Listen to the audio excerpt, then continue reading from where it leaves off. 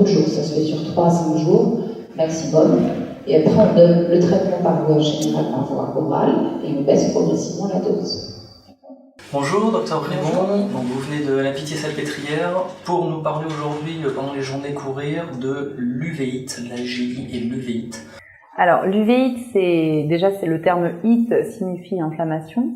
C'est une inflammation de l'UV. Alors, l'UV, c'est une structure anatomique de l'œil qui concerne l'iris. Donc, c'est le diaphragme qui permet de limiter la venue de la lumière jusqu'à la rétine. Ensuite, juste derrière, vous avez les corps ciliaires.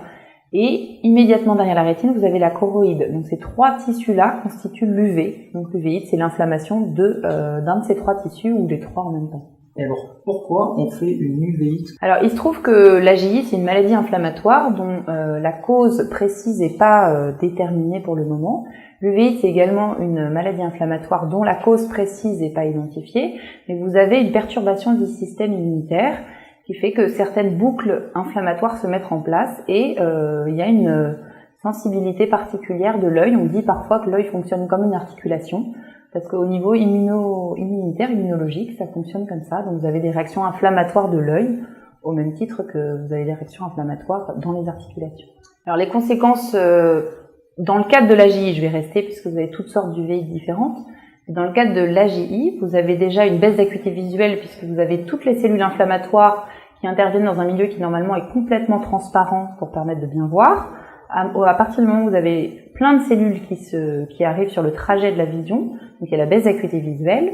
Ensuite, vous avez le cristallin qui est la lentille naturelle de l'œil qui va s'opacifier, donc va se former une cataracte qui participe aussi à la baisse d'acuité visuelle. Et également, vous avez l'inflammation qui peut entraîner un petit œdème au niveau de la rétine et causer également la baisse d'acuité visuelle. Donc vous avez principalement comme conséquence la baisse de la vision. Alors, à quel moment ça survient? Est-ce que c'est un peu une conséquence de la maladie? Est-ce que ça va arriver rapidement ou plus tardivement au cours de la maladie? Alors l'uvéite peut arriver avant l'atteinte articulaire, donc on peut être nous en première ligne chez un enfant qui présente des symptômes d'uvéite et on va rechercher à ce moment-là l'arthrite juvénile idiopathique. Et dans d'autres cas, les patients qui sont déjà étiquetés atteints de l'arthrite juvénile idiopathique vont présenter une uvéite après. Donc c'est pour ça que ces patients-là qui ont le diagnostic d'arthrite juvénile idiopathique doivent avoir un suivi ophtalmologique régulier qui est codifié en fonction du niveau de risque, stratifié. Plus le risque est important et plus le suivi est très fréquent, à savoir soit tous les 3 mois, soit tous les 4 mois, les 6 mois ou tous les ans. Et alors, pour finir, dernière question qu'on va vous poser à chaque conférence, comment on traite l'uvéite? Alors, l'uvéite est une maladie inflammatoire, comme je le disais, donc finalement c'est assez facilement, on se dirige vers des anti-inflammatoires. Les anti-inflammatoires qui fonctionnent bien sont les corticoïdes.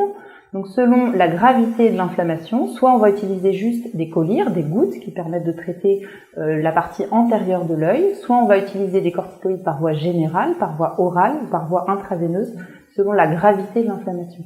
D'accord. En conclusion, est-ce que vous auriez un message particulier à faire passer aux parents et aux patients qui n'ont pas pu venir aujourd'hui? Alors le message le plus important, on va dire que à la différence de toutes les autres uvéites où les personnes ont mal ou l'œil rouge et se rendent compte de la baisse de vision, l'enfant déjà petit se rend pas compte de la baisse de vision.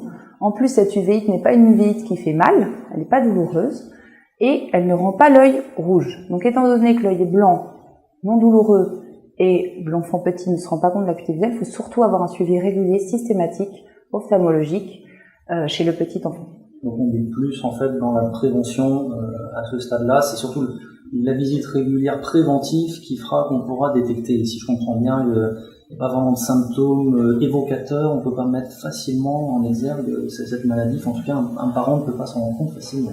Alors effectivement, vous en tant que parent, vous ne pouvez pas vous en rendre compte, c'est-à-dire que si votre enfant est presque adulte, là il va vous dire qu'il a la vision qui baisse, mais un petit enfant ne vous dira jamais rien. Donc il faut, on va dire le plus important, je trouve, c'est d'avoir le suivi ophtalmologique régulier, qui est pas long, hein. Il suffit de rapidement examiner avec une lampe passante pour détecter certains signes d'uvéite, et ça prend 5 minutes. Parfait. Eh bien, merci beaucoup pour votre intervention. Je vous en prie.